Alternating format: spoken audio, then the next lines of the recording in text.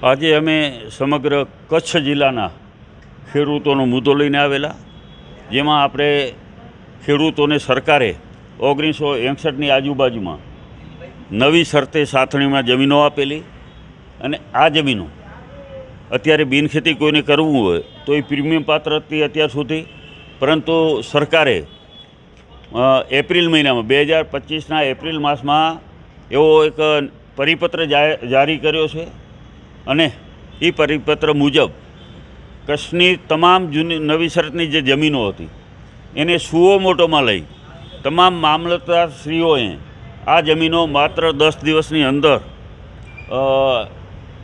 એવો હુકમ કરવાનો હતો કે હવેથી આ જમીનો પ્રીમિયમ પાત્ર નહીં રહે, એવો હુકમ કરીને એની હકપત્રકમાં રેવન્યુ રેકર્ડમાં એમની નોંધ પડવી જોઈએ. પરંતુ નવાઈની બાબત એ છે કે આજે એપ્રિલનો હુકમ આજે લગભગ સપ્ટેમ્બરમાં પૂરો થવા આવ્યો, એટલે 5 મહિનાથી વધારે સમય થઈ ગયો.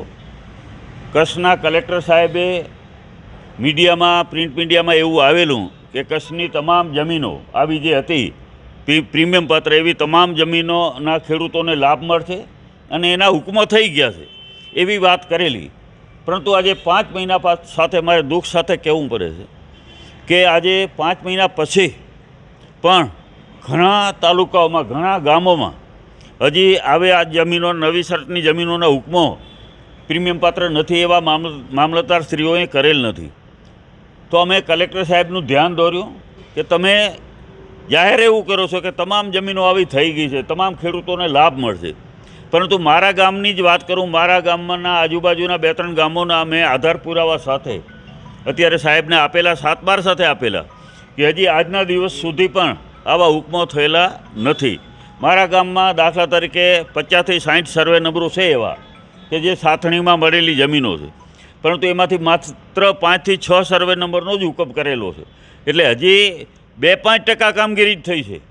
તો આવું કેમ થયું? આનું કારણ શું? આના માટે અમે કલેક્ટર સાહેબને મળ્યા.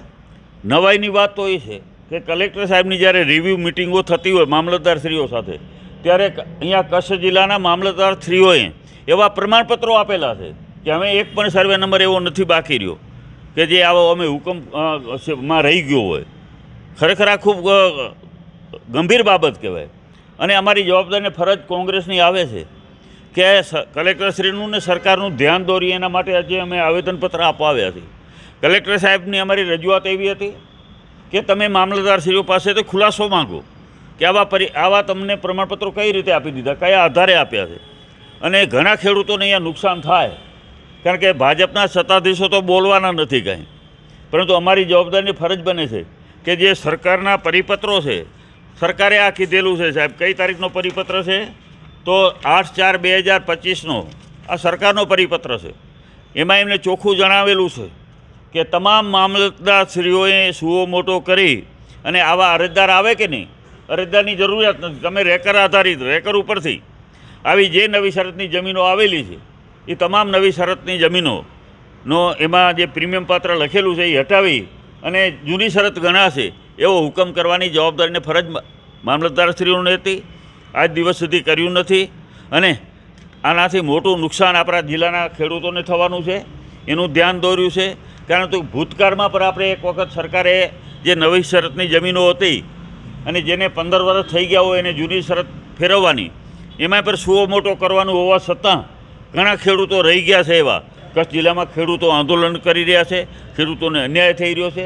આ બાબતનું ધ્યાન પણ અમે કલેક્ટર સાહેબનું દોર્યું છે, અને કલેક્ટર સાહેબે એમાં પણ આશ્વાસન આપ્યું છે કે હવેથી જે પણ કાર્યવાહી થાય અહીંયા કચ્છ જિલ્લામાં એ તમામ આવા જે લાઈનો નીકળે એમાં વાણિજ્ય હેતુ માટેના ભાવો ગણવા જોઈએ, અને નહીં ગણે તો અમે આવનારા દિવસોમાં આંદોલન કોંગ્રેસ પક્ષ કરશે, ખેડૂતોને ન્યાય અપાવશે, ખેડૂતોને યોગ્ય વળતર મળે એના માટેની રજૂઆતો અમારી હશે. આ મુદ્દા લઈને અમે આવ્યા હતા, અને અત્યારે કલેક્ટર સાહેબને કીધું છે જો આ ટૂંક સમયમાં, એટલે કે 10 દિવસની અંદર જો હુકમો નહીં થાય તો અમે આવનારા દિવસોમાં કોંગ્રેસ પક્ષ કલેક્ટર સાહેબની કચેરીની સામે આંદોલન કરશું.